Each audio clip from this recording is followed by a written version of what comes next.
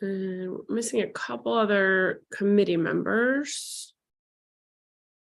And the chancellor's going to join us? He just got in, so he'll great. be signing on shortly. Great. Perfect. We do not have a quorum, but No. we don't have any action items, so we could still have the meeting. Well, that's what I was thinking. Plus, I bet we will have a quorum.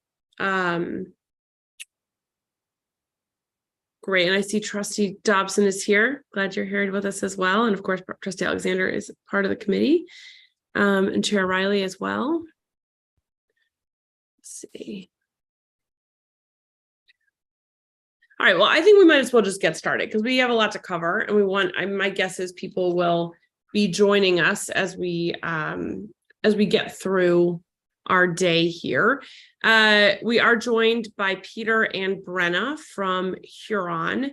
And Ellen, I know you are going to take the role here in a second, but I'm wondering if we should, well, let's just go ahead and do that. And that way we can be official. So Ellen, why don't you go ahead and take the role and we'll go from there. Certainly. Good morning. Trustee Kane. I'm here. Trustee. Yes, ma'am. And I do not see Trustee Loring yet. We have Trustee Riley. Here. And those are the committee members. We also have Trustee Dobson joining us. We're all set. And then we also have on the non-voting committee members, I see Mike Scott. I don't see Professor Otto. No, not yet. Not yet. Is Aiden coming? Do we know if Aiden Loring is coming? I don't know for sure. He's not on yet. Okay, I see Jeremy and I see Ray, who are our non-voting committee members. Great. Thank you all. Well, today we have today's big agenda item is to do an update with our consultant with Peter and Brenna from Huron regarding strategic planning. We're going to review sort of updates from them on some reflection questions and the timeline of our work ahead of us. As a reminder, the main focus of this committee is making sure the strategic planning process moves ahead, right? We are the overseers of the process. We are the accountability factor for this work. And we're also going to be hearing today about how the writing is proceeding, thinking about the goals and strategic priorities. And I think a main goal for today is to really get alignment on the overall vision, the vision statement, which you should have had in your materials. So Peter, I think, unless I'll just double check with Chair Riley and Chancellor Malloy, do either of you have anything to start today, or are we good? Did you have anything to? I think we have the Huron people. Why don't we let them go first and then. I just wanted to just check. I like to check to make sure. So Peter and Brenna, I'll turn it over to you and your slides and we'll get going. Thank you all very much. Thanks, everyone. A very good morning to you. So thanks for making time for us today, as always. And so, Brenna, if we just want to pull up our slides, I can just briefly walk through our agenda for the day. And so very much as Trustee Kane was just indicating, we do want to start with some review of some reflection input that we received in December, and we will also provide a little bit of an update on the timeline, and so what we anticipate happening in our upcoming meetings. So that should take about a third of our meeting, and then we'll also talk a little bit about the vision statement and consider some prospective values that you may want to consider for inclusion in the strategic plan. That will also take up about a third of our time. And then we'll close with some further discussion around those emerging priorities that we've been discussing and the various rationales for those priorities. And ultimately, very much as Trustee Kane indicated, with an eye toward making an initial recommendation to the writing team so that they can continue the work that they have already begun.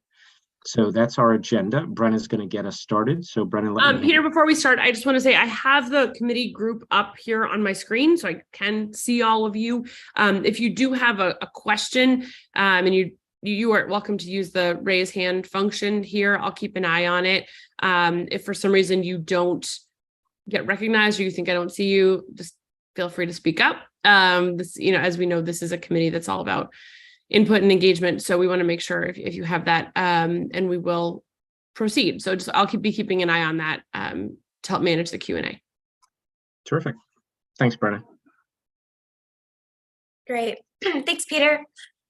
So in these next 2 slides, we wanted to provide you all with a summary of the responses that were sent in the December survey. And this survey was sent to board members, presidents, and system leadership. So first, we wanted to extend our gratitude for those that were able to fill out this survey, and wanted to sort of play back to the committee the responses that you all had.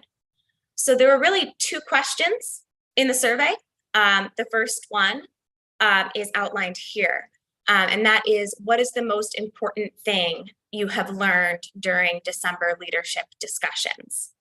And we organized the responses that were received into opportunities, challenges, and other. And the bottom is just a word cloud of some of the words that showed up the most in those responses. Having had a chance to review this and look at it in more detail, and hopefully you all have as well in the pre-read, but could give you a second here to digest it if not. There are a handful of items here that you will see later reflected in the proposed values and the proposed strategic priorities that we will be discussing. So the words like collaboration is actually one of the proposed values that we will be reacting to later in the meeting. There is also a piece here about marketing and communication and better telling our story to the public. You can see here a challenge that was noted in item 3 is lack of positive messaging to the citizens of Maine about UMS. And so when we look at the strategic priorities slide, marketing and communications is one of the items that we'll be discussing. Another one that I wanted to highlight is here, must address the governance issues. So governance and the role of the system office is another piece that we are proposing to be sort of part of the strategic priority, highest level, pillars of the plan. The last one I wanted to highlight here is a strategic plan means different things to different people, which may challenge us going forward. That was one of your all responses. And we definitely agree with that statement. We have a strategic planning taxonomy that we'll be talking about in a bit.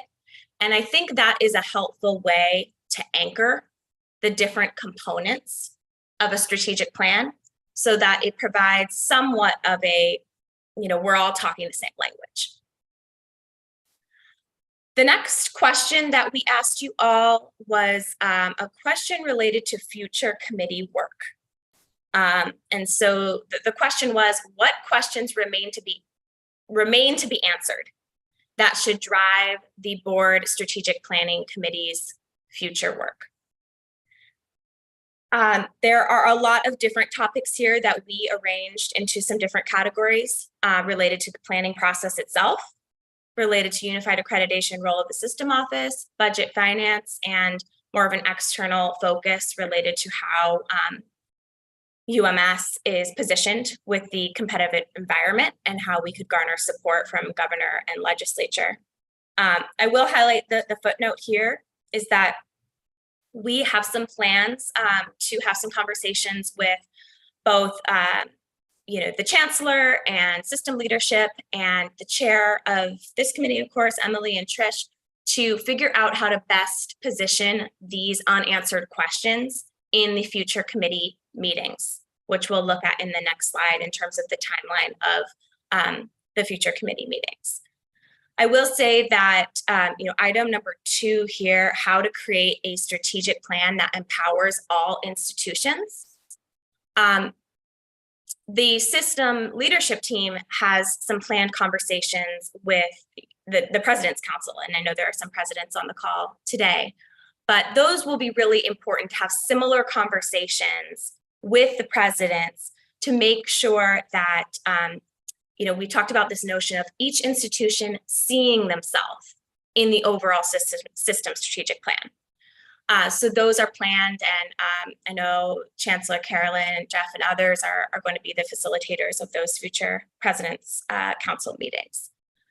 The other item that many of you raised is, how does unified accreditation fit into all of this? And what is the role of the system office? Number 5 here, how do we link the NETCHI report with the strategic plan, specifically related to system work that needs to be identified and tasked? We understand that there is more work to be done in the coming months in regard to linking the NETCHI report with the strategic plan. And I think Emily put it really nicely the other day of, clearly articulating how the tool of unified accreditation can be utilized to meet the strategic priorities. So today we're going to be focusing on the vision statement, values, and strategic priorities. And I'm going to flip to this timeline side. We have noted that in our next meeting in March, we can pick back up some of that conversation around the linking of NETCHI report with the strategic plan and how to best utilize unified accreditation as a tool to meet the strategic priorities, goals, and initiatives that will be part of the strategic plan itself. So I will turn it to Jeff in just a second here, because I know he's going to share a bit about the writing team's activity and how that fits with these planned committee meetings. But what we have done, just to orient you to this slide here, is outlined on the top the 6 committee meetings that are planned for 2023 for the strategic plan board committee. At the bottom, we have also outlined the full board meetings as we understand them, and have highlighted in light blue our goal of bringing the strategic plan to the May full board meeting for approval. And so just to ground you in what we're focusing on today in context of what is coming, today, as Peter mentioned in the agenda, it's going to be a focus on the vision statement, values, and the strategic plan priorities. And the hope is to actually end the meeting with the board committee's feedback to be given to the writing team, right? So in initial, we have some proposals, but we want to have sort of an initial recommendation for the writing team, and we know the writing team is already actually in swing and beginning their writing. And then in March, I mentioned, bringing some of your requests for understanding the benefits of the tool of unified accreditation to the forefront, and then actually having a review of an initial draft from the writing team. And then before the full board meeting at the end of May, we would love for this committee to actually see, the final draft of what is going to be presented to the full board later that month. And we'll also begin to talk about implementation planning and a high-level roadmap. These will be the 3 meetings that Huron will be sort of supporting and facilitating. And then as we move into June, August, and October, the focus will be on socialization and continued implementation planning. Jeff, would you like to share a bit about the writing team's plan and process and activity so far and how that fits into this timeline? Thanks, Brenda. Jeff, before you go, I just want to say, I know for the full committee, you all received an email from us about the writing committee being put together, and that Jeff was going to be heading it up after doing such a stellar job on aligning people on the NETCHI report. Doing a great job gets you more jobs, and so Jeff is quarterbacking the writing committee with a cross section of people. So Jeff, I wanted to say thank you for taking this on and for being a partner to the committee in that work. I'll let you go. Emily, thank you. I have a long-standing attraction to punishingly difficult assignments, so I'm happy to be doing this writing team work. Just a brief overview for you and the trustees and others on the call, and then Emily, please let me know if you want more or less detail in any particular area. I'm happy to adapt accordingly. So we formed a writing team that has representation from the trustees, from system staff, and from all of our universities, including the main law school. In fact, the graduate student representative on the writing team will be a law school student. There are 3 faculty on the writing team, 3 trustees, 3 system staff members, a president, President Rice. There are 3 campus level administrators, one who works in statewide in research, one who works statewide in a statewide role in cooperative extension, and one who works in nursing at one of our campuses. The writing team will meet every other week between now and the end of April. We will be developing a plan as of right now that comprises 4 parts. There's an introduction that is actually consistent with a slide you saw a moment ago, where we will be outlining our challenge and our opportunity. So what are we facing? And then what is the opportunity achievable through an effective, clear, system-wide strategic plan? The next section is the body of the plan itself, which will really be deployed at 3 levels or in 3 parts.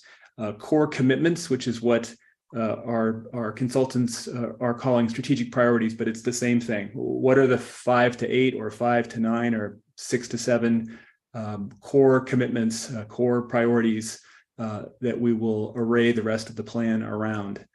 At a level below those core commitments and aligned with them are actions. What are we going to do to enact or operationalize those core commitments?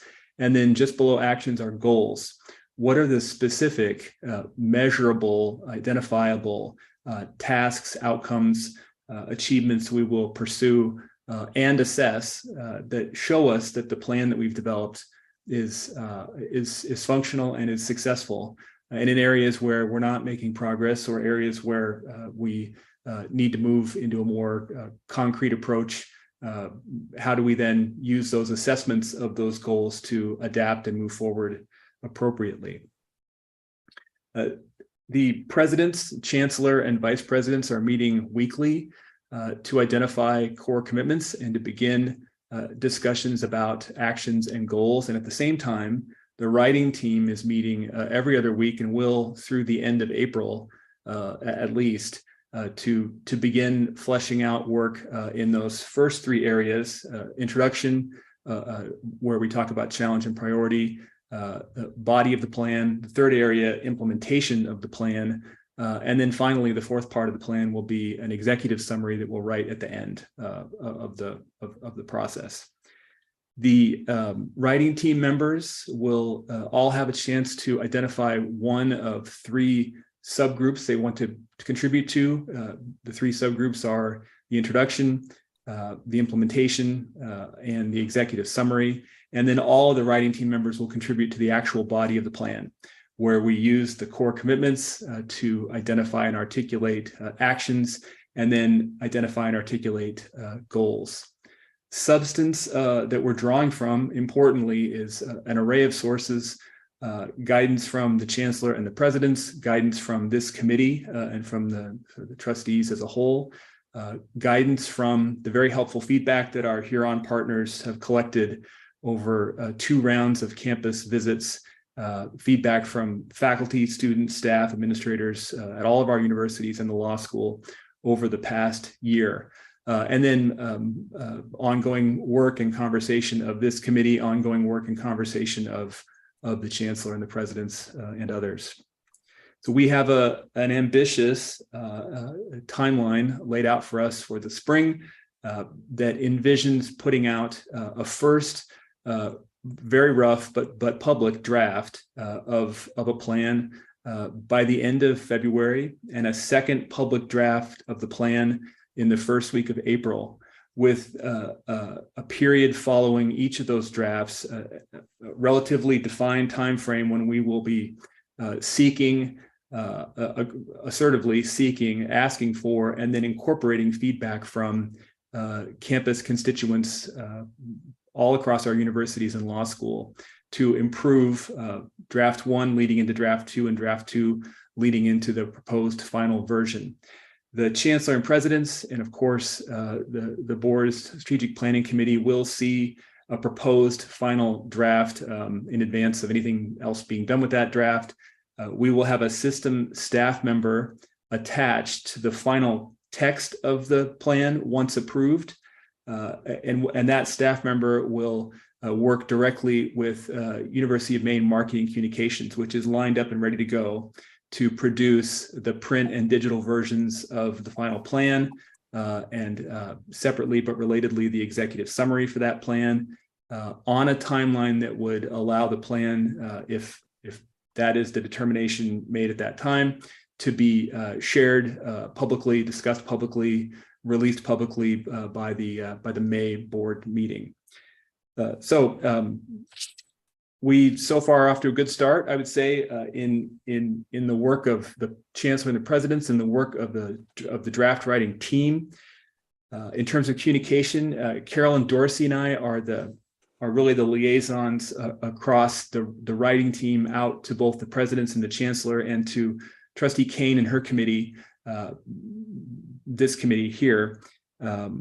As trustees, Kane, Martin, and Alexander are participating in the draft writing process and of course bring important board and board committee perspective and input to that process.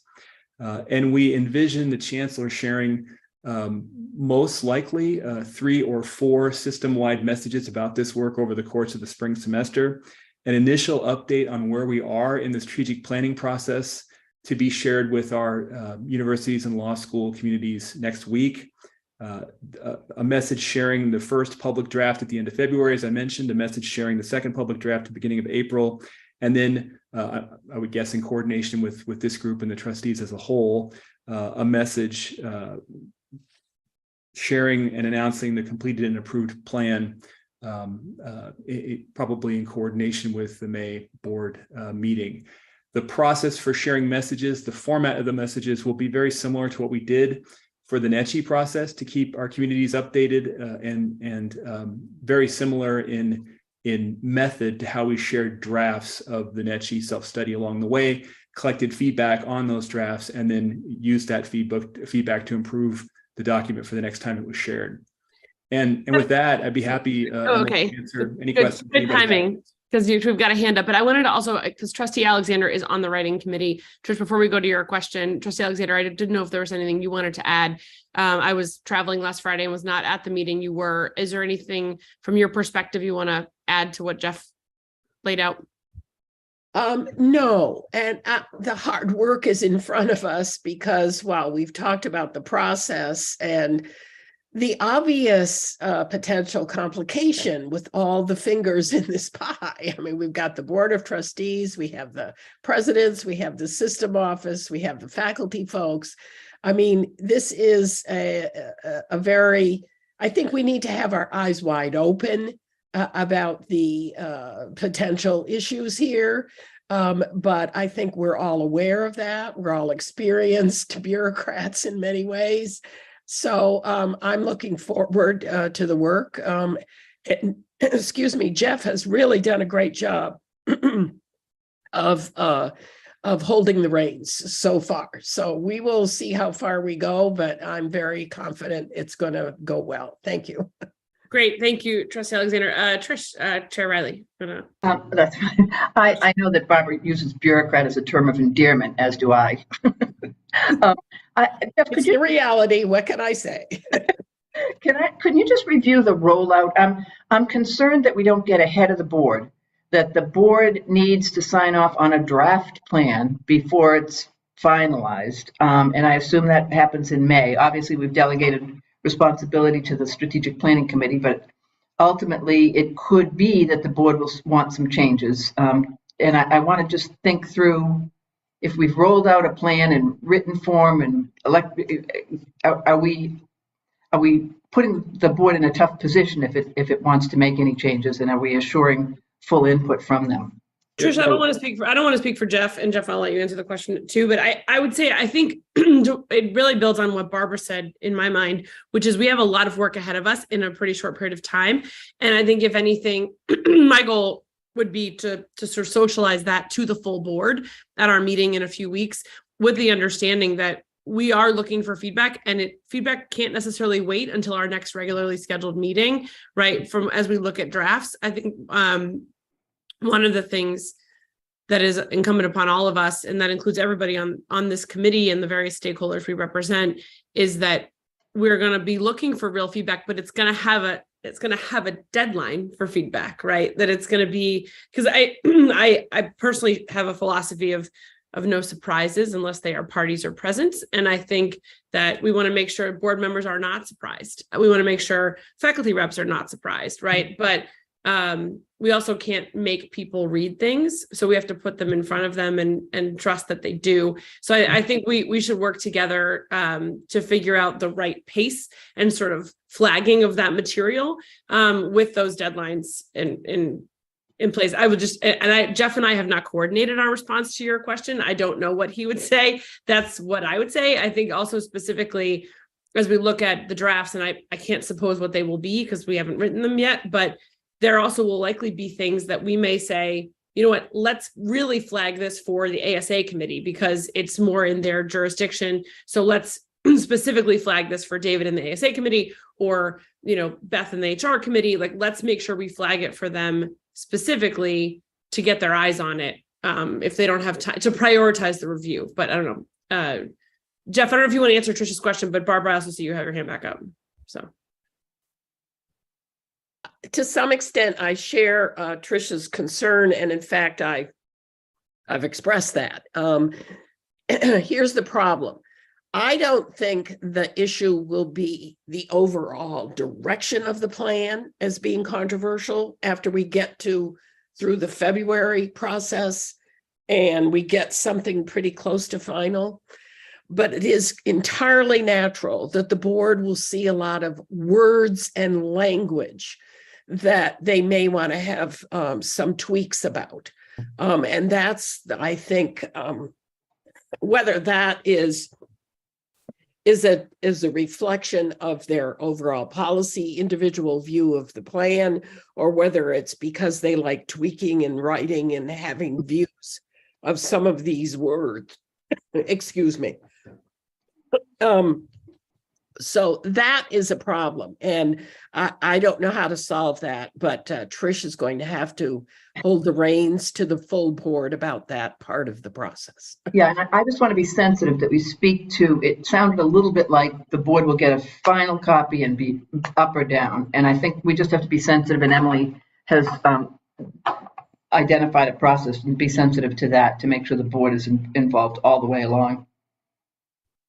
And I think Jeff, I think what that's for me on the things to socialize very clearly and very publicly at the board meeting coming up. But Jeff, why don't you weigh in?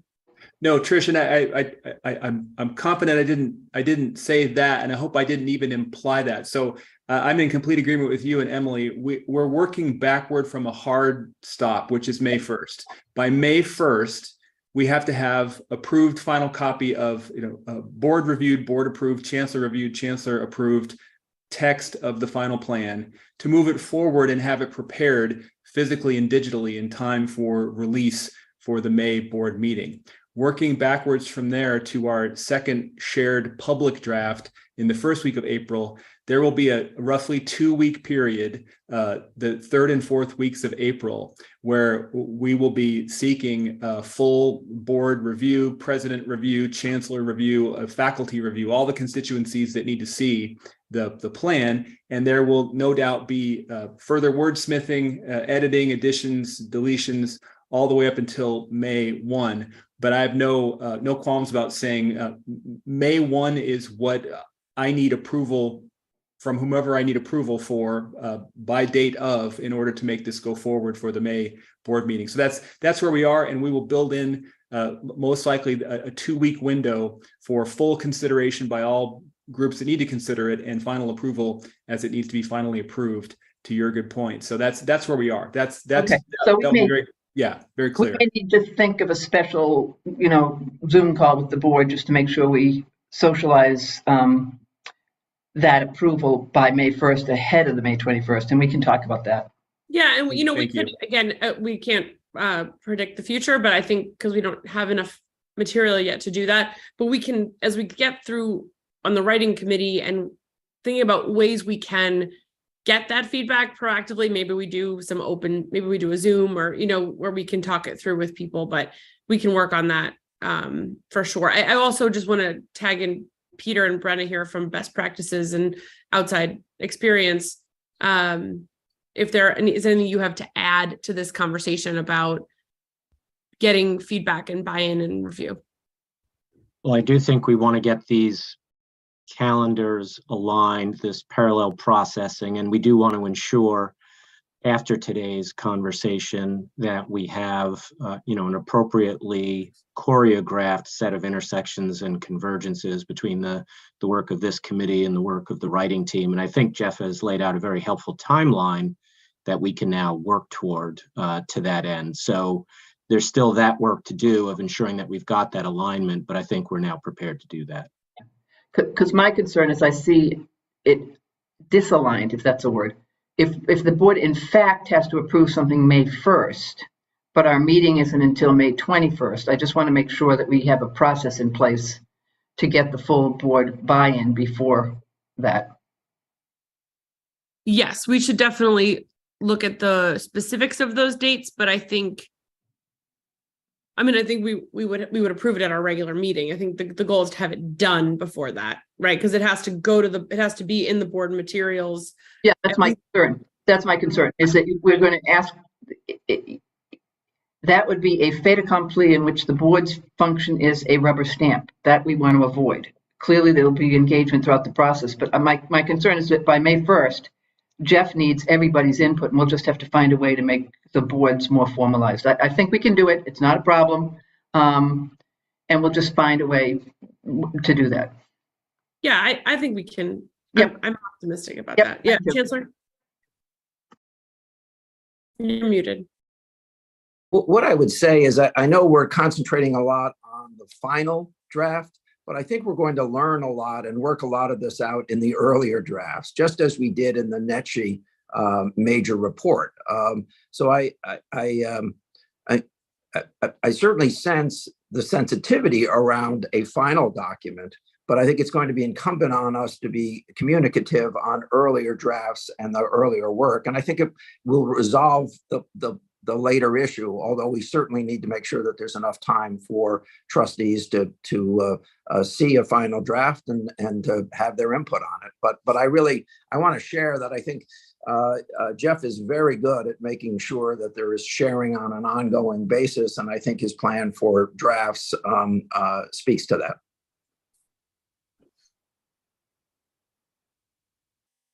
Great. Jeff, anything else to add before we turn it back over to Peter and Brenna? Just one last word, Emily, and I shared this with the writing team, and the chancellor and presidents are aware as well.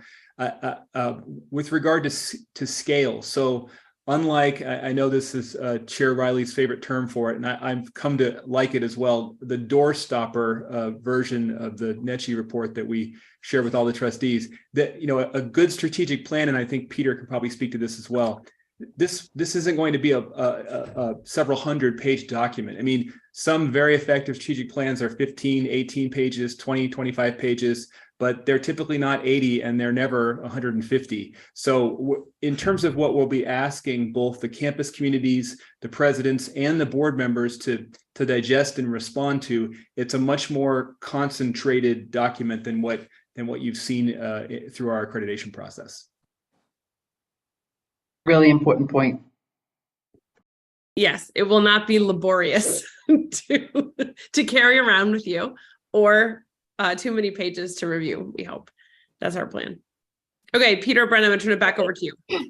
And Jeff, I will reach out to you. Well, let me pause. Are there any questions from anybody else? I mean, this is a good group on this committee. I want to make sure we're having a full conversation. I'm looking at our committee members, others. Yeah, Mike, go ahead. Yes, it's probably more towards Jeff. Is there a specific time frame for faculty to provide some feedback.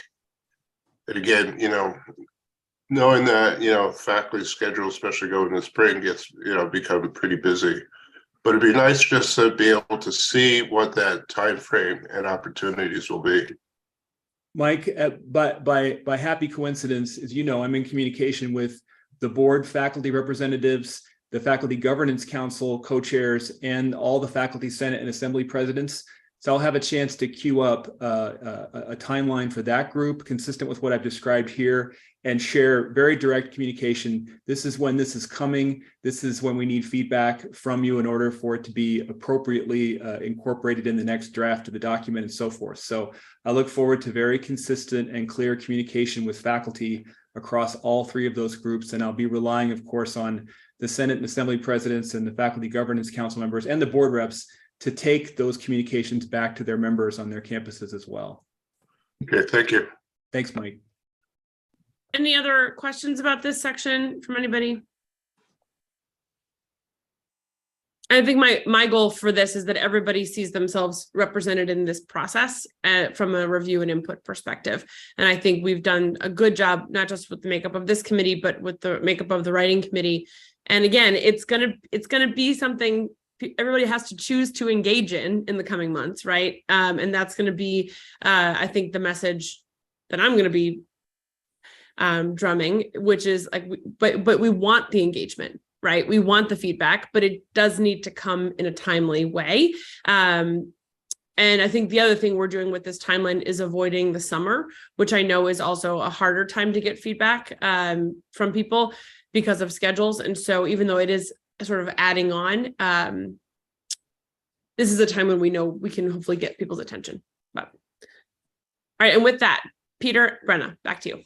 Yeah, great. And Jeff, I'll follow up with you afterwards just to make sure I heard all of those dates correctly with the end of February, beginning of April, and see if we could incorporate that into this timeline.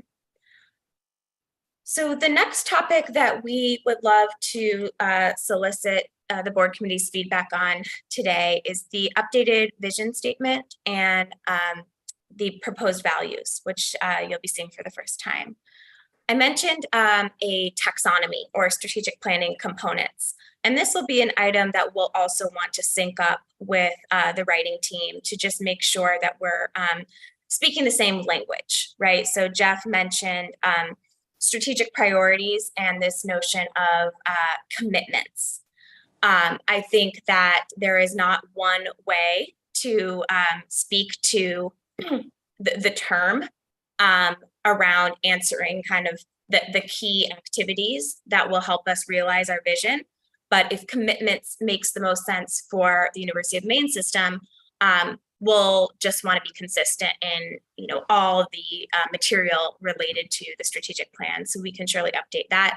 Similarly with initiatives, we sort of think of this as the how. What are the specific actions? You can see the word action actually reflected in the question itself. So it sounds like the word action will be represented in the strategic plan rather than initiative, and that is completely fine. So we'll just want to make sure to update that as well. But for the purpose of the next few minutes here, we wanted to share with you a revised vision statement and then some proposed values. So the vision statement here has been, we've received some feedback from presidents, board members, and other system leaders. And we wanted to share this with you all today and ask for any additional feedback that you might have on this vision statement, which would then set the tone for the commitments to follow and sort of the how, the actions that will follow those commitments. Hopefully you've had a chance to read this in advance. Any feedback? I think I'm going to read it out loud before we go. Barbara, did you have a process question before we jump in on this? I want to read it out loud because I think it's important to really. Please do. So yeah, I've not practiced this in advance. I do read well, but I think it's important to just focus on it. Okay. The University of Maine system develops critical thinkers who can adapt to a changing world to solve problems with new solutions locally, nationally, and globally. As the first in the nation system to achieve a single system accreditation, University of Maine system faculty, staff, and students set a standard for academic collaboration and innovation that produces exemplary outcomes that benefit the great state of Maine and beyond. Dynamic partnerships in scholarship and research drive the state's economic and workforce development objectives and increase economic opportunity.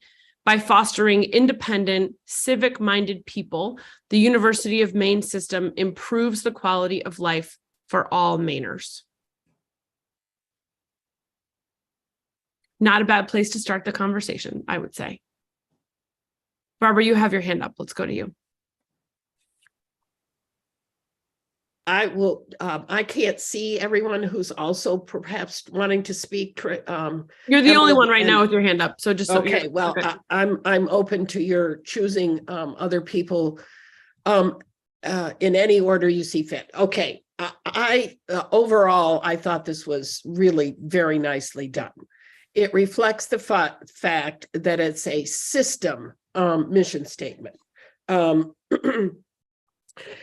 The one thing that struck me, however, is the notion that the single system accreditation is a buzzword that is not widely understood what that means. I mean, we also have the internal issue of what it means, but even speaking to the great public, I'm a little nervous about that word.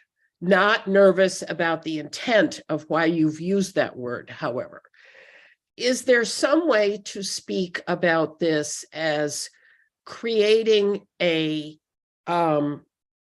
relying on the individual universities of which we are the, in other words, the system is composed of 7 unique universities, that the idea of the system is that we would help make them greater than their separate parts, that there is a potential for creating something here that draws on all of the uniqueness, the wide range of experiences among these campuses in terms of where they are, what they offer. You know, you can do Zoom, you can do dorms, you can do rural, you can do urban, you can do research. All those things are the wonderful attributes that need to be highlighted in this statement. And I'm not sure that comes through here. So I'm not sure I have words, but that is a concern about how we express the accreditation issue.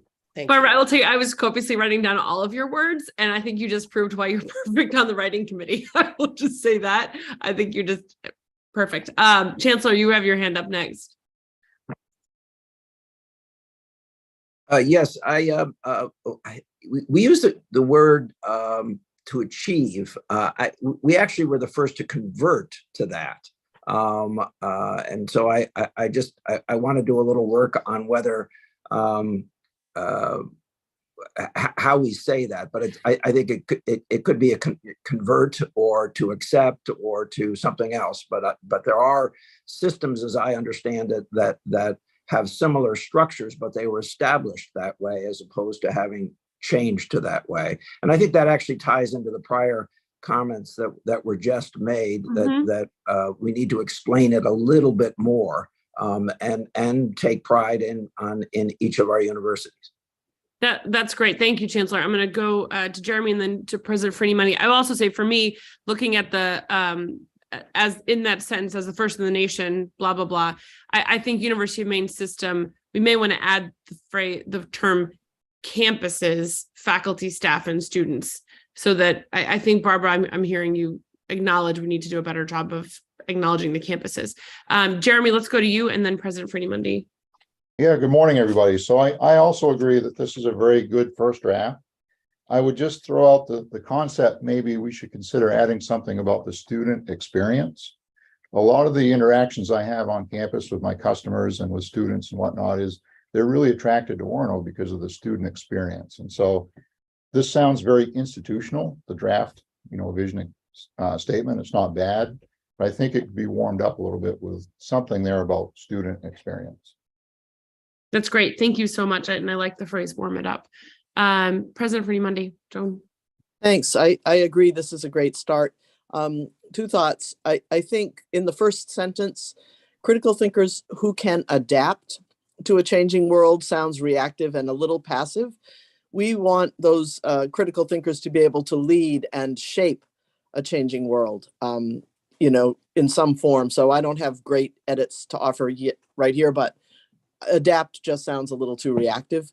And then in the spirit of things missing, which I know is terrible to do because it's already, it's a good tight statement and probably long enough, but somehow conveying access for the state of Maine to the full range of educational experiences that's accomplished across our system institutions. There isn't really much about that here, that we are for everybody in Maine. But that's probably not as simple to figure out. So anyhow, thanks. It's really quite good. That's great. And I know that Brenna and Peter are making lists. I'm making lists. I'm sure Jeff is too, of things that people are looking to add, change, or nuance in different ways. And I see in the chat, President Rice very much likes the sign off in the final sentence. I just want to again say it out loud because it's a public meeting. Other comments, thoughts? Yes, President Edmondson. I agree with the suggestions that have been made. I also agree that this is a really solid statement. I just think in the first sentence, I would prefer the word educates rather than develops.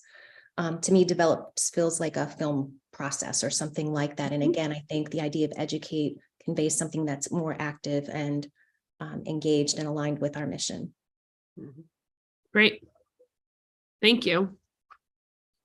Yes, go ahead, President Rice. Ray, go ahead. Well, I guess I'll just pile on slightly on that, just because critical thinkers is such a familiar buzzword. It's a good default phrase to use there, I think. And I really like the idea that educate but there might be a phrase or a way of capturing that thought that could be a little bit more distinctive, just because you see that so many vision statements start with critical thinkers in one form or another. I don't have an answer to that and that's a fine default phrase, I think, to use. But I'll think more about that, how to capture some of what both President Edmondson and Free-Monday said. That's great. Thanks, Ray. Great feedback. This is really awesome. Thoughts, impressions?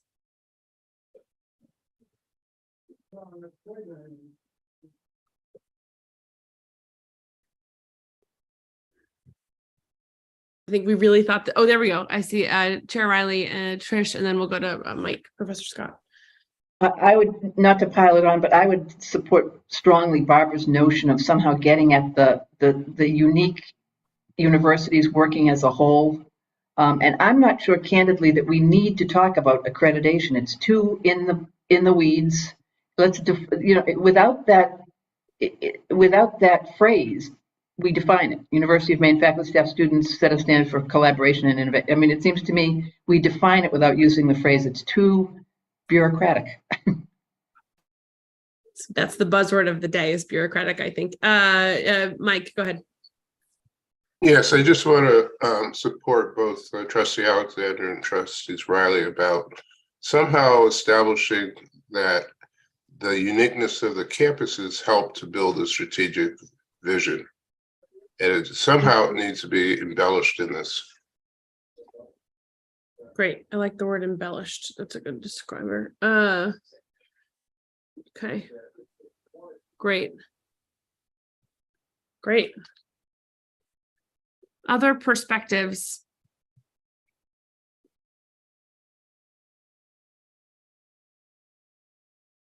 I feel like editing things in a group in public is awkward and time consuming. So that's why I want to make sure if there are other thoughts to add, we say them out loud here so that we can work on this and turn it around fairly quickly for the writing group and for the board and the committee. Can be maybe our first test balloon on how we run feedback circles here, but other thoughts?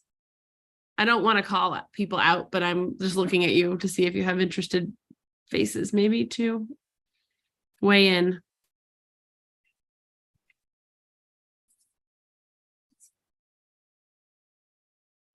Okay. All right, I expected this section to run long and I expected it to have to like be reined in. So I will also say, great job so far. This is really helpful. I agree with all of the feedback that came through. And I think it's a good sign that we are this close because this really sets the frame and the tone for the whole thing. And I think if we can warm it up, we can center the campuses, think about the right way or whether at all to include the specifics of accreditation and really get at that the unique assets of the campuses themselves and how they are key to this. And I think that again, centering that student experience. So we're doing well. Yes, Trustee Alexander, Barbara. I was just going to say the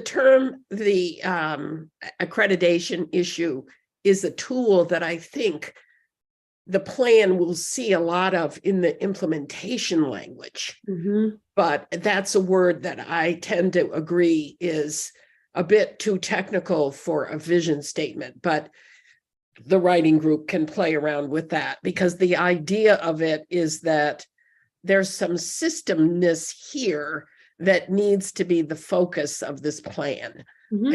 And that I think we have consensus on. That's great. All right. Oh, yes, Jeremy, other thoughts? Thank you. Sorry, just one last quick thought for everybody to consider. And it's probably already been captured in the many great comments that have already been given. And I realize it's getting long, but the university is more than just a research institution and an education institution. It's a resource to the community. And as an example, what I'm thinking about are like the cooperative extension offices or the library system that we have system-wide, where the general community uses that. So I wonder if there needs to be just a word or two words or something just involving that group cohort of people in this, because we really are for more than just, just the folks that we have listed here. I just throw that out there as a final thought. That's great, Jeremy. Thank you. I've captured those as well. How do we make sure we're recognizing the role our campuses play in the communities, which is important. All right. Any final thoughts on this section before we move ahead? Peter, Brenna, any reflection from you on this section before we move on? I think it's a great set of feedback, and so very much appreciate everybody's input on this. Getting some of these core messages into this vision statement is very important, so very much appreciate that. And I do think that the bureaucratic character of the accreditation discussion is a good thing for us to take note of. I do think the important thing that we do want to capture is the fact that the system is an innovative system. That's what's really important, I think, rather than the unified accreditation itself. It's a means to expressing its innovative potential, whether that's to do with academic collaboration or operational efficiencies or other kinds of impact. And so I think that's probably the key message that we want to emphasize. Thank you. All right, let's keep it moving. All right. The next two slides that we wanted to focus on with you all today has to do with values that can be reflected for the full system and in the strategic plan. What we've done here is provide some examples of other systems' set of values, and then we've proposed some core values that we'd love to discuss.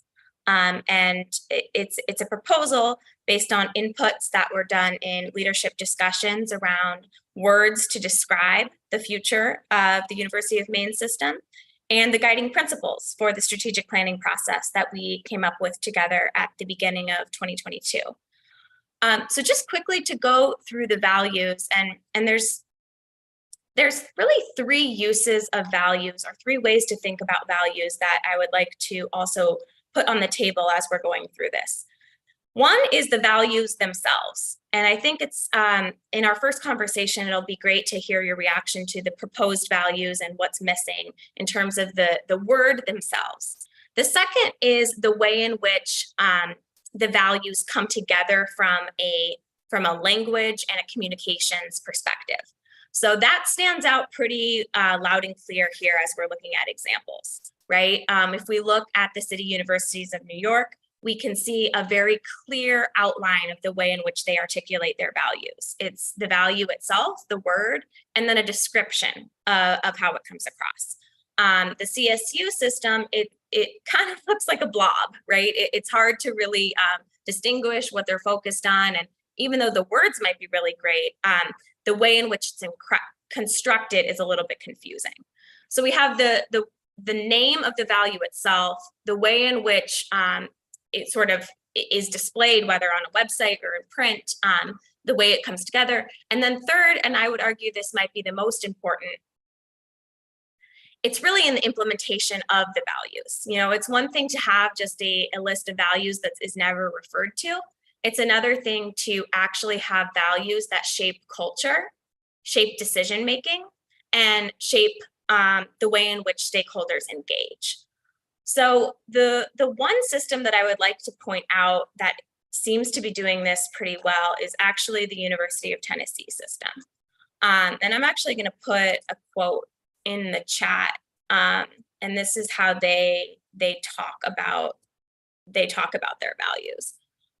Values are intended to shape culture across the system and build purpose, improve team cohesion, and create a sense of shared commitment in the workplace. And we actually see that coming to fruition pretty well in the University of Tennessee system. This notion of B1UT, which is the acronym to distinguish each of the, the first letter of their set of values, is implemented pretty well across divisions and represented on different centers and department and university websites, in publications, in the institutional strategic planning process, and in social media. So it really permeates everything. And that would be the value of having a set of values, right? Like it's something that actually shapes culture and behavior. So we wanted to provide this here as examples of what's working well from the implementation standpoint. And then in that second category, right, as the writing team and others are beginning to think about how to articulate the values from a language and display perspective, I think clarity goes a long way. Rather than just having a paragraph, I think something like the value name and the description, or the very clear way in which the UT system has it constructed can be beneficial. So in terms of the proposal here for the University of Maine system, as I mentioned, there's two real inputs that we've listed on the left-hand side of the slide that are going into the proposed core values on the right. And the input on the top is a word cloud exercise that was conducted with board members, presidents, and system leadership around what words would you like to describe the University of Maine system in the future. The second on the bottom, and it's a little bit small here, but this will look familiar to you because we've referred to it many times, are the guiding principles that were created for the strategic planning process itself. So whereas the guiding principles were focused on the process by which we wanted to conduct the strategic planning exercise, the values will be sort of timeless. These are going to live on into the strategic plan and into the vision for the future. But I think there were value mindsets that were kind of baked into some of these guiding principles. Number one was be student-centric and further the system's missions of teaching, learning, service, service to the community, to the comment that was just made maybe, and research.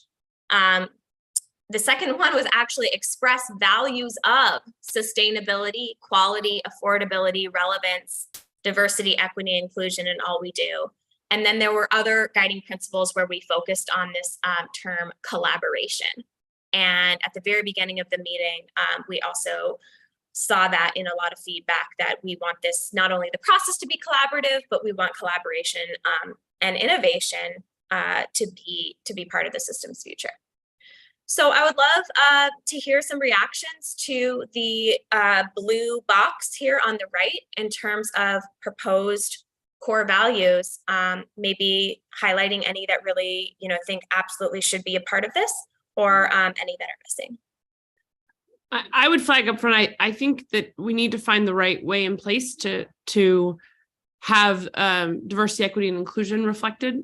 That's just one that pops out to me from a core values perspective, and whether it's here or someplace else, that's something that pops out. I see Trustee Alexander, and I will say President Freeney put in the chat an FYI on the current UMaine strategic plan from 2019, which has a lot of these words in it: strategic vision and values, core values of fostering learner success, discovering and innovating, and growing and advancing partnerships. Thank you for putting that in the chat. Trustee Alexander.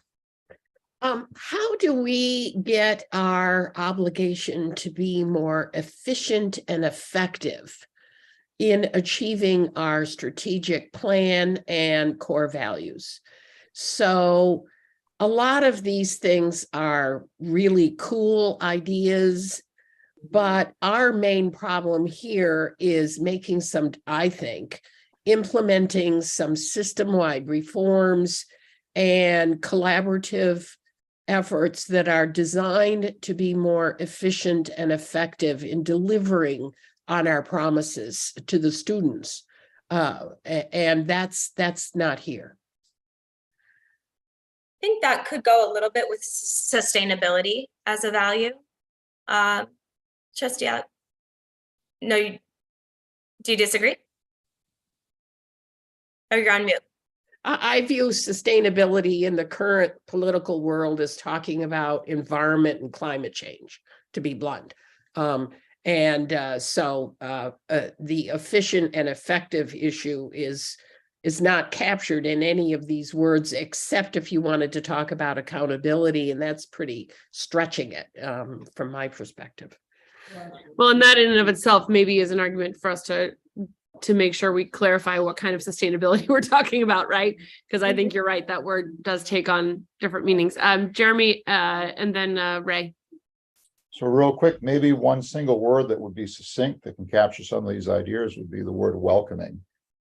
Because the word welcoming is something that we work hard here at UMaine to do with our new students, and that's why we're here. So welcoming might be considered. I like that a lot. That's great. President Ray, go ahead. Yeah, I like welcoming, and maybe to get to Trustee Alexander's point, accessibility, although that also has a bunch of other terms associated with it too. I realize, Trustee Alexander, but really making sure our programs are accessible to the maximum number of students through the most efficient means we can provide them, I think is also critical. I really appreciate you sharing the University of Tennessee values, because I think those capture in a vision and in values and a strategic plan the kind of language you want to use that is fully accessible by a broader public. Far too often you see some of those kind of phrases that mean a great deal to people within academia, but with the broader public, they don't have the same sort of resonance. And the UT words really, just from a customer relations perspective, and that you're really trying to engage and show that you are really trying to engage your learners and your constituents, that really was a powerful set of values, I thought. Thank you. Other things people see either missing, misrepresented, overrepresented, underrepresented?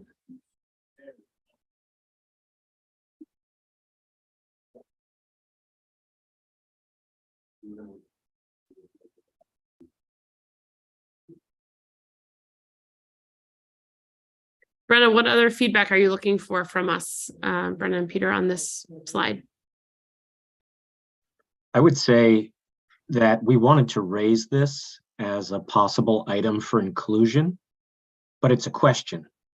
And I do think that values statements can have a useful function. And I do think it is very much about signaling the kind of behaviors that you expect of members of your community. If you do make a value statement, it is, of course, very important to live those values and to hold people accountable to those expectations. And so I think that's one way to think about separating nice to have versus need to have elements in the value statement, so that you're asking yourselves, okay, can we hold people to be accountable to this particular value? But it is an option. It's not a necessity to include this in the plan. So we just wanted to raise it for your consideration. So would be interested in folks' input on, does a set of value statements seem like a useful contribution to the plan? That's a great question, Peter. I know for me, I'm very keen on it. I think it does provide sort of a guidepost as we go forward of those commonly held values across the system. What do others think? Is this something we want to see included in the plan, an articulation of the core values that are driving our future? Even if you just nod your head yes or no, that'd be helpful to see. Yeah, go ahead, Barbara. If we have core values, we need to have implementation plans to achieve them. So it's a way of describing what the chapter headings of the implementation plan are going to be, in my opinion. So we better be confident that these are the topics we want the plan to address, because that would be why we would put them in there. Am I wrong on that, Huron? No, I think that's spot on. Because values mean really nothing unless they're implemented and that they shape behavior. So I think it directly relates to some of the actions that would need to be taken, especially for those values that maybe have been noted through the process as being a challenge thus far. So, the transparency one, some, stakeholder feedback and many of it, say that could be an improvement area. So if that's an improvement area and not starting from a place of strength, that might take a little bit more to actually put things in place to make sure that we're really living that out. We're living transparency out, as an example. I see the values as informing decisions about actions that you will take.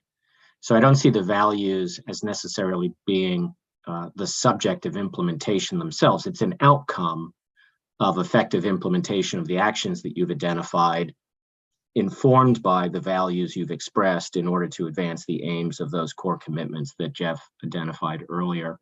So I think they're an important component. And I think you're absolutely right, Barbara, that it needs to be aligned. It needs to fit tightly, and the values can't be disconnected from those core commitments or those actions. So absolutely agree with you.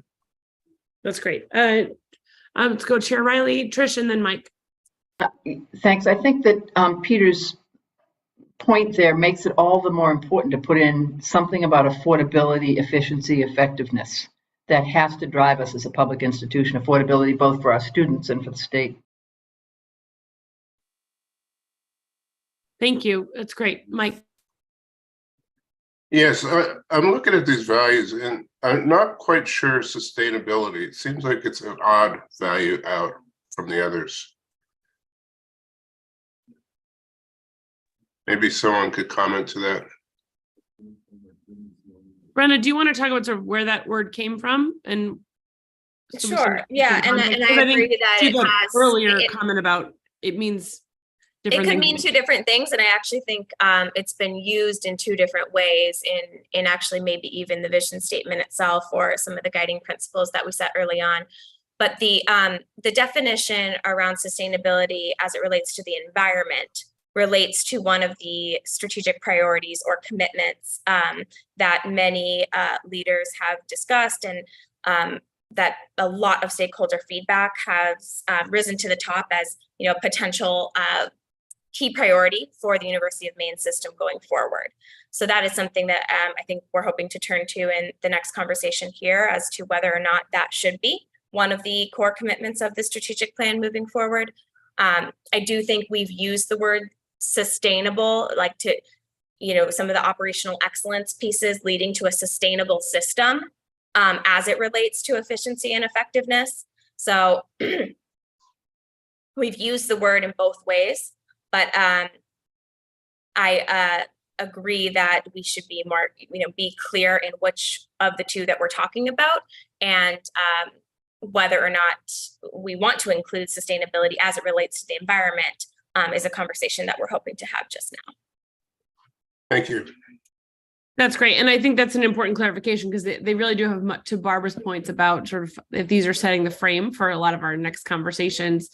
Having a core value of environmental sustainability would take us down one potentially awesome path.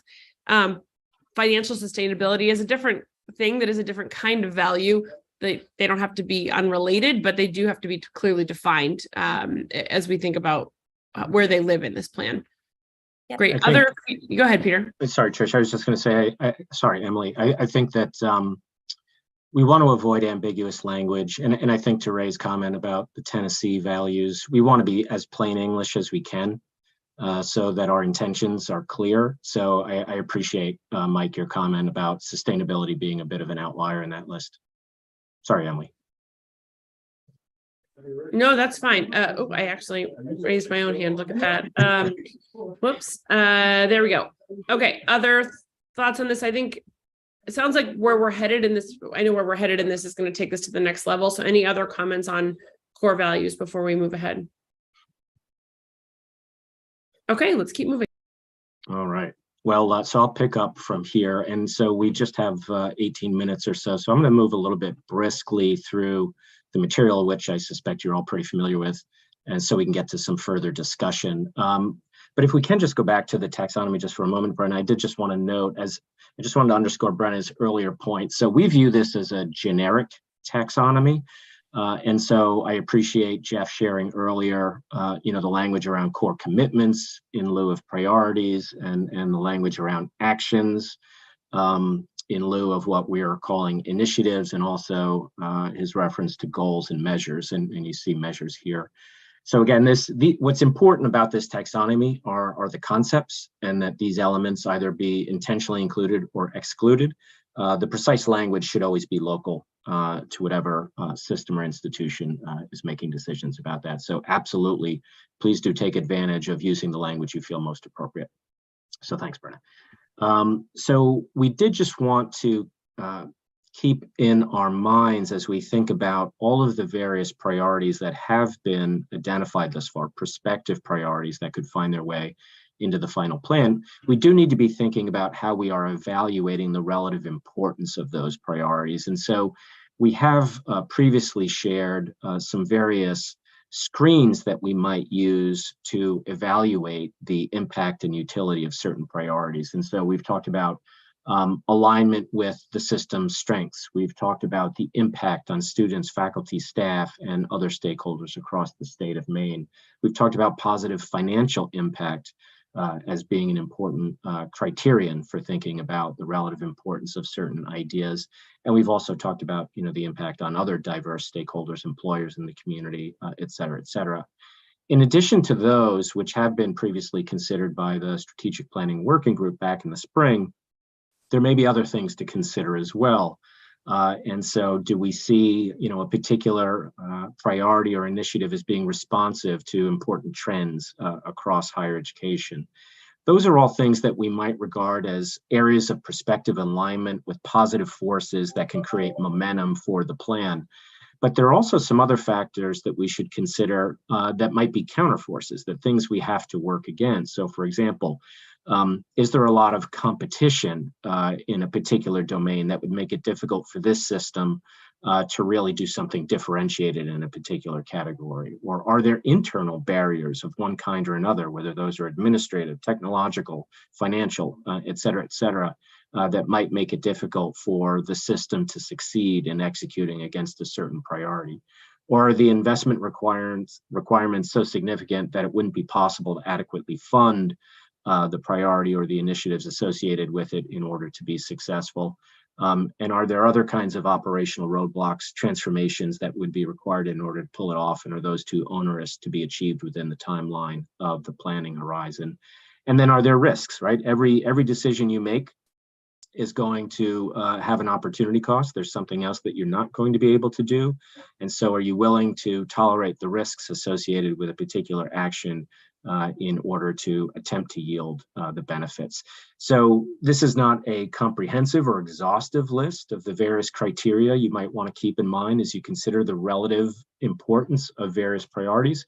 But this gives you, I think, some basic points on the compass to consider as we evaluate these. And so if we turn to the next slide, the next three slides really in different ways represent some of the emerging priorities that we've captured and discussed thus far.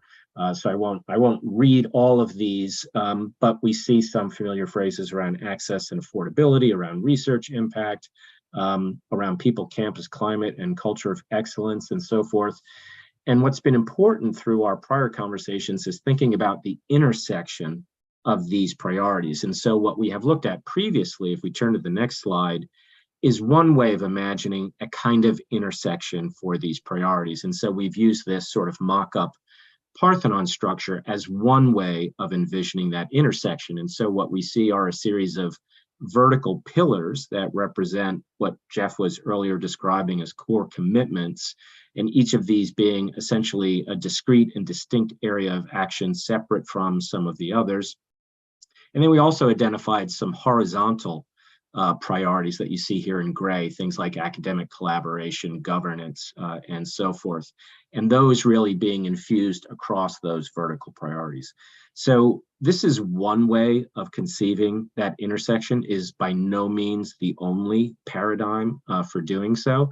And so what we wanted to do in the next slide was sort of deconstruct that a little bit and just focus on the content of these proposed priorities so that this group and the writing team can be thinking about the best model for assembling these in a compelling way that will, again, in plain English, communicate the priorities for the system. And so what you see are, again, those strategic priorities that we had previously characterized as vertical. You see those keys to realizing those priorities that we had previously characterized as horizontal. And then we've also talked about some system office commitments that we feel are an important part of how we think about systemness and the role of the system office, more particularly in the plan for the University of Maine's system. So again, all of this should be relatively familiar content, but what we're trying to show you here is we started out with a list. We came up with an organizing paradigm. We're now trying to deconstruct that paradigm to create more room for localization and something that's right for the University of Maine system. And now we have some discussion questions that we'd like to take up with the remaining 10 minutes or so that we have.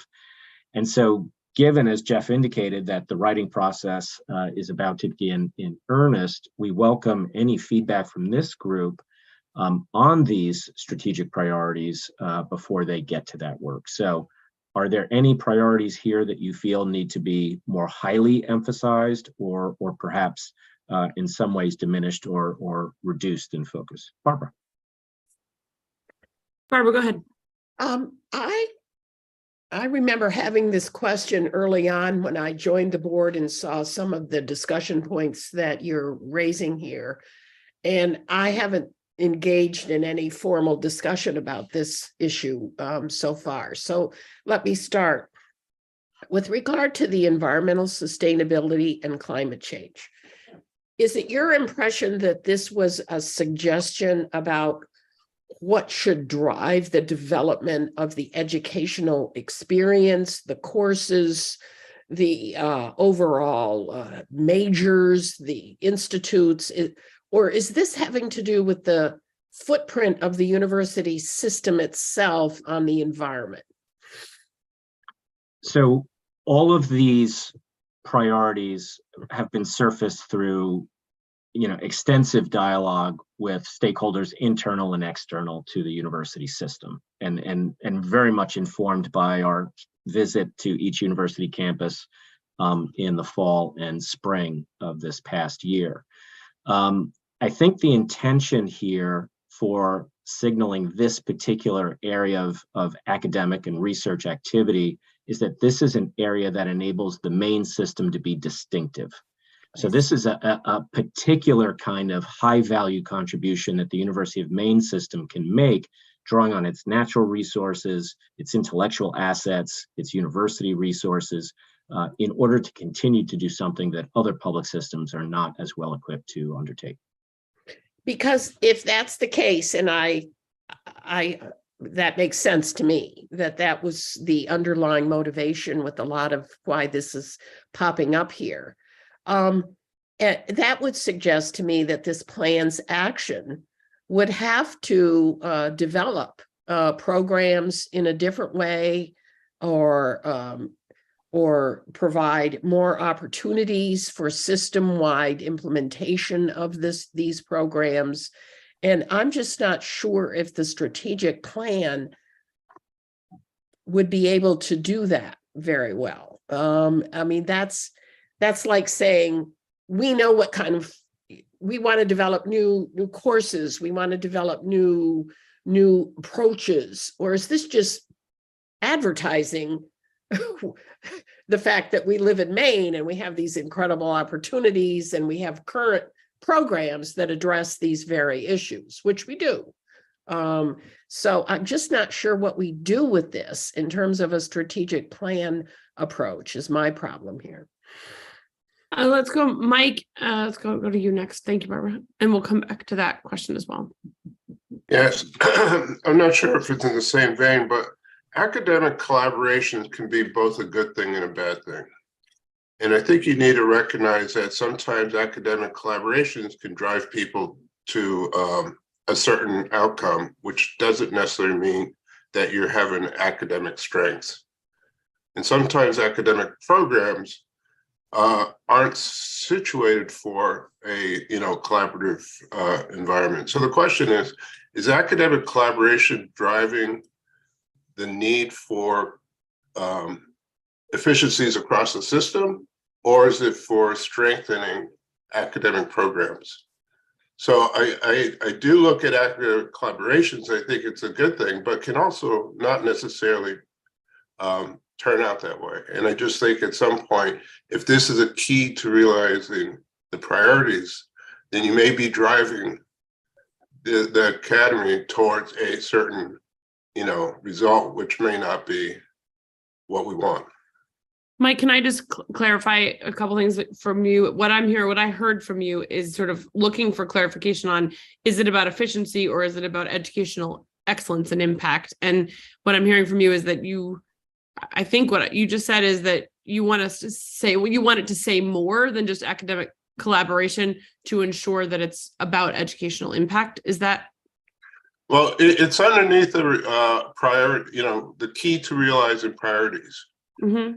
And it just sits there. And I'm just trying to understand, okay, what's the intent of that? And is that going to drive us towards the future, or is it going to weaken us in some aspects? Got it. Thank you. I just want to make sure I clarified. Jeremy, go ahead. Just real quick on keys to realizing priorities. I wonder if there needs to be an additional bullet there, something along the lines of prioritizing our existing resources. And the reason why I said is that may be a short-term or a midterm goal that we get past over X number of years.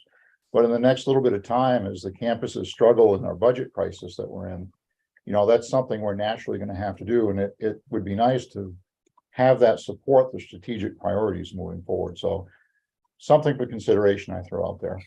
Jeremy, when you say prioritizing existing resources, can you say more about how you are defining resources so I can make sure we all hear it the same way? Sure. So for example, we here, I'm going to speak to Orono because I'm most familiar with Orono. So here in Orono, we have tremendous resources on campus already. For instance, I'll say the Collins Center of the Arts as an example, that you're familiar with family, of course. A number of research areas. We have wonderful classrooms. We have great buildings on campus. And we're looking at the future, but I think a little bit here, we might be forgetting about what we already have and maybe sacrificing investment in what we have to bring what we have up to date. And maybe I'm thinking a little bit as a facilities person, I'll admit I'm guilty with that. But that does tie into where we're headed strategically. It goes back to what I said earlier about the student experience and about, serving the public. So I don't know.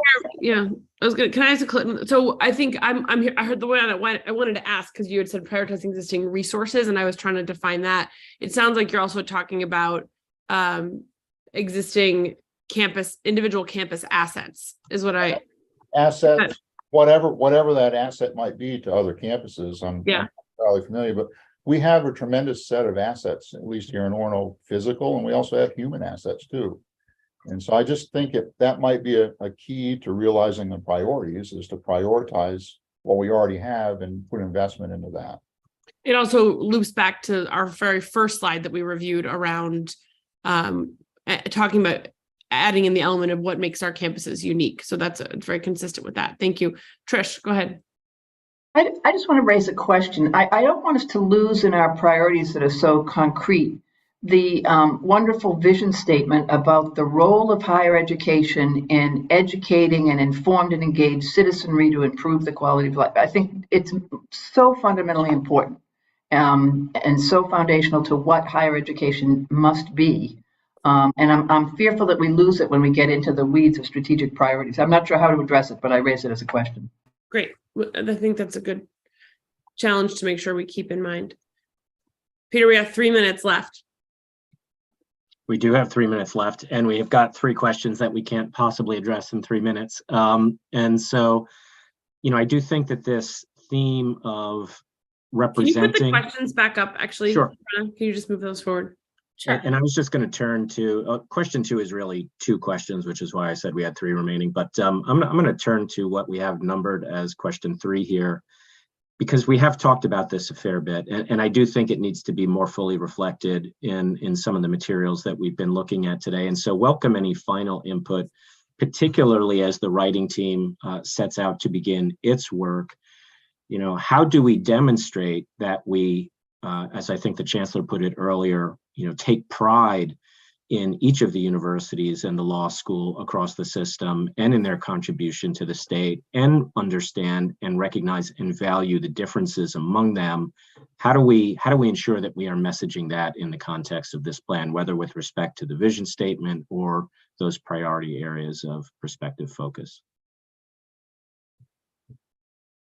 Thoughts on that?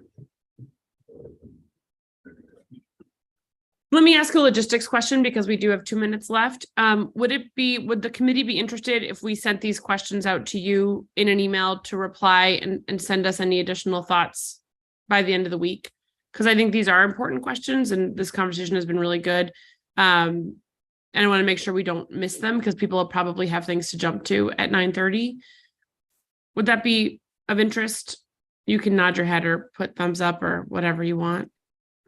Yes. Okay, great. I'm seeing some thumbs up. Again, just because I want to make sure we do capture thoughts on these 3 questions, so we can move the answers to the writing committee and again, socialize those answers as well and not lose time.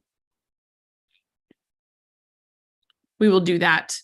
I will say, I think I'm very impressed with this committee today. I think this was really good conversation and feedback. Are there any closing thoughts from anyone before, or from you, Peter, or Brenna, or Chancellor, or Trish? Well, for my part, I'll just say that I agree with you 100%. This has been a terrific conversation, very valuable input. Some of the comments, of course, need to be reconciled with one another, but very, very helpful, thoughtful, and productive, and I think helpful to Jeff and his team. And so, Chancellor, I'll hand it over to you. I would agree. I think we covered a lot of territory, and we have a road to traverse now, and obviously we'll need to be in fairly regular contact with everyone, and to meet the schedule that we're talking about. And I think we need to meet the schedule. Agreed. And I think we can meet the schedule. And actually, I think today's meeting was proof that we can be pretty direct. I would say from follow-up next steps, we're gonna send out these 3 questions to the committee for feedback. I'm gonna say by Friday, because we have to get used to deadlines for feedback. So let's set one. I'm also we're gonna work together. Jeff and I will sync up with Huron to put a finer point on the timing of dates and schedules, and thinking about making sure we're having the right channels and structure for feedback from all of the different, that will be our homework assignment, are those feedback loops and the timing for them, to make sure we can bring that back and send that out to the committee, so everybody is on the same page as we communicate with other constituents who can't join us on this meeting, about how we're going to make sure people can be heard and what our expectations are, to do that in a way that is timely. With that, thank you all for a great meeting today. We'll see you very soon, and have a great rest of your Wednesday. Talk to you soon.